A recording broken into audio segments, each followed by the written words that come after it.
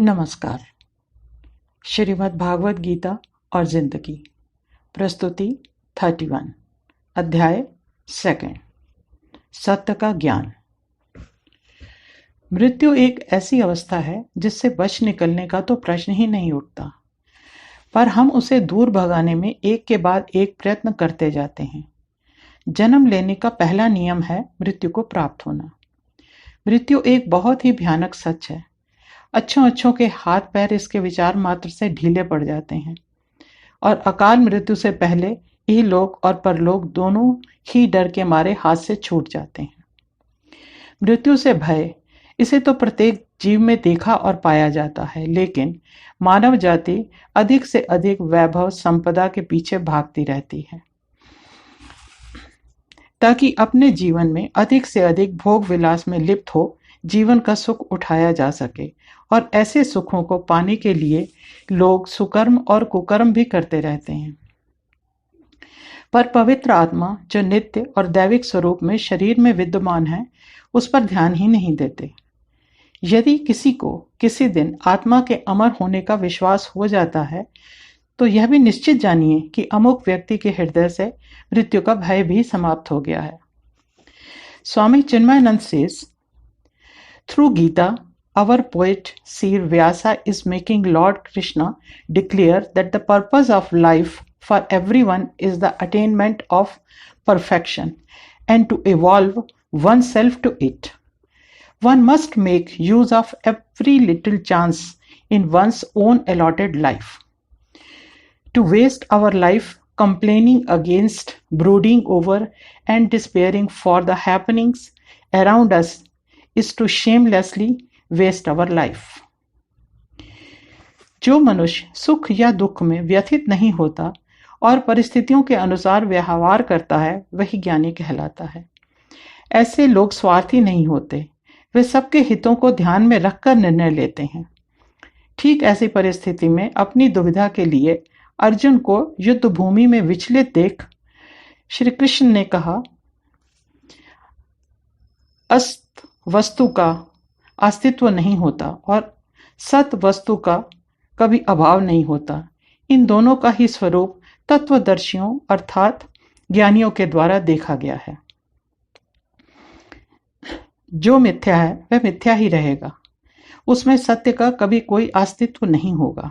परंतु दूसरी ओर सत्य है जिसका कोई अभाव नहीं है, अर्थात जो है उसे वैसा ही स्वीकार कर व्यवहार में वर्तना, यह एक सत्य आचरण है। जो पुरुष तत्वज्ञानी होते हैं वे इस भेद को जानकर व्यवहार करते हैं। इस विषय को लेकर बहुत कुछ कहा, सुना और लिखा गया है। कुरुक्षेत्र में खड़े व्यथित अर्जुन को भी ज्ञान देना अनिवार्य हो गया था, इसलिए श्री कृष्ण ने उपरोक्त शब्द अर्जुन से कहे। सत्य और असत्य ये भी एक वस्तु, विचार या भाव आदि के दो स्वरूप हैं। यदि कुछ असत्य कहा या सुना जाए तो इसे हम उचित नहीं कह सकते। जो है या जो हो रहा है, असत्य उसके विपरीत है। अधिकतर अपने सुख या खुशी के लिए विचारों को या सत्यता को तोड़ मरोड़ कर एक अलग ही रूप में प्रस्तुत किया जाता है। ऐसे में बात या स्थिति मनगढ़ंत है तो उसका कोई स्थायी स्वरूप तो हो ही नहीं सकता। ऐसी परिस्थितियों में पैदा होने के कई कारण हो सकते हैं, पर वो कारण भी असत्य को सत्य के रूप में प्रस्तुत करने में विफल प्रयत्न मात्र ही कहे जा सकते हैं। अधिकतर ऐसा होता है जब साम दाम दंड भेद द्वारा असत्य को सत्य के रूप में लोगों के विचारों में, व्यवहार में, कार्यों में या फिर किसी अन्य रूप में स्थापित कर दिया जाता है या करने और करवाने का प्रयत्न भी किया जाता है, तो अज्ञानी मनुष्य इस भेद को समझने में असमर्थ होने के कारण उसे वैसा ही स्वीकार कर तदनुसार कार्य भी करने लगते हैं। यह परिस्थिति किसी व्यक्ति विशेष की नहीं हो सकती। प्रभावशाली ढंग से प्रस्तुत किया गया असत्य कभी कभी पूरे समाज को अपनी चपेट में ले लेता है और उसके अच्छे या बुरे प्रभावों के प्रभाव से लोग प्रसन्न भी होने लगते हैं। परंतु असत्य अधिक समय तक टिक नहीं सकता और सत्य तो सत्य है, शाश्वत है। इसका प्रभाव क्षण भंगुर नहीं होता, अपितु युग युगांतर तक रहता है। A falsehood can never be validated by another falsehood. In delusion, the accepted false appearing truth can never be accepted as real. In normal life, the unreal cannot be real in any case. That which exists as its form may also appear as real, and the same is the case with delusion. From Madhvacharya's commentary. असत्य का प्रयोग स्वार्थ सिद्धि के लिए किया जाता है, इसलिए यह सर्वजन हिताय कभी नहीं हो सकता। दूसरी ओर सत्य कठोर, कठिन या दुर्गम हो सकता है, पर अंतरात्मा पर बोझ कभी नहीं हो सकता। यह कीचड़ में कमल के समान है। बात जरा सा विषय से हटकर है, पर ध्यान देने योग्य है। हमारी संस्कृति में पूजा के विधि विधान में कई तरह के प्रतीक हैं।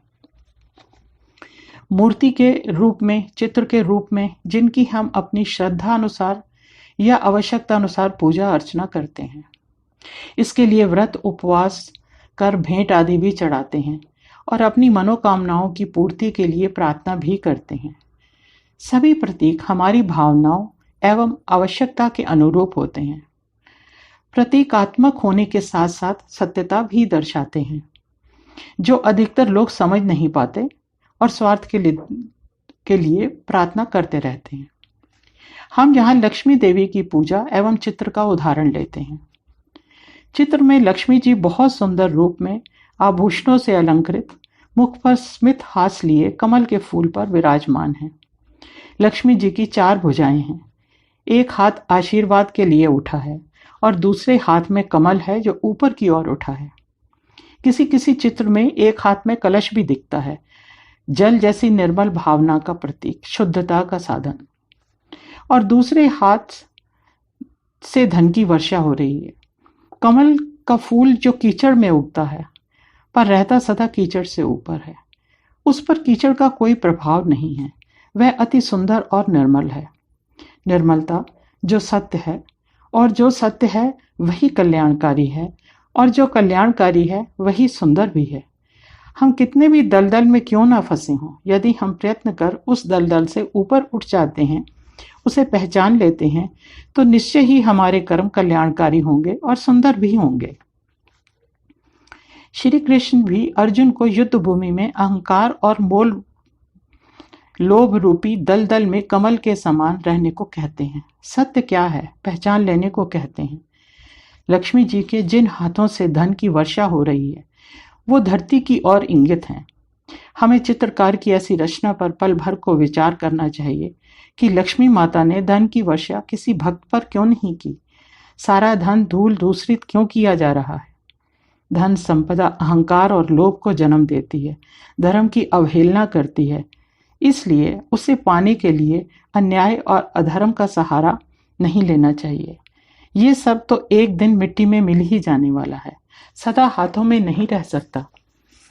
स्पष्ट है कि हमें ज्ञान का सूरज उग जाने पर कमल की भांति खिल जाना है और माया रूपी दलदल से ऊपर उठना है और जल के समान अपने ज्ञान को निर्मल बनाना है, न कि धन के समान जो एक न एक दिन इस धरती में ही विलय हो जाने वाला है।